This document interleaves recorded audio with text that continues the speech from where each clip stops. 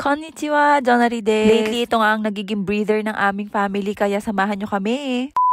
Ngayong buwan nga ay maraming duty si Jason na sabay kami ng uwian. Kaya sinusulit din namin yung time na makasama yung mga bata kasi lately hindi kami nakakalabas papunta sa malayo. Kaya nga nagtanong-tanong si Jason sa mga kasamahan niya sa trabaho kung saan ba magagandang park dito na malapit. Actually, nag-start pala yan kasi tinatanong niya kung saan magandang mag-sakura viewing or maghanami. Usually kasi ng mga magagandang sakura ay nasa park. Nung pinuntahan nga namin to last month ay under renovation pa siya. Kaya nung nag-iisip kami kung saan pa ba magandang mag-sakura viewing, naisip namin balikan to. Sakto nga pagbalik namin kasi open na siya ulit. Gustong-gusto namin tong park na to kasi hindi siya yung tipo ng park na congested. Medyo malayo nga lang siya sa amin pero sobrang nakaka-relax naman kahit pagod ka sa trabaho. Kaya nga after ilang days, bumalik din kami uli dito. And this time, inakyat namin yung gazebo dun sa may tuktok. Grabe, sobrang sarap ng hangin dun sa taas. Napaka-presko at saka napakaganda ng tanawin. Maganda nga rin mag-jogging dito kasi napakalawa. Tapos meron nga din siyang basketball court. Siguro nagsistay lang kami for about an hour para makapaglaro sila and para makapag-relax din kami. And minsan para makapag-TikTok and makagawa ng content, ganyan. Tapos, nung pauwi na nga kami, nakita ni Daddy na may nakasabit na jacket dun sa may parang pole. Nakakaloko kasi yung pala yung jacket na gamit niya nung una nagpunta kami dito. Ayan, pinapakita pa niya yung pruweba sa video. Green na green, di ba? Tapos,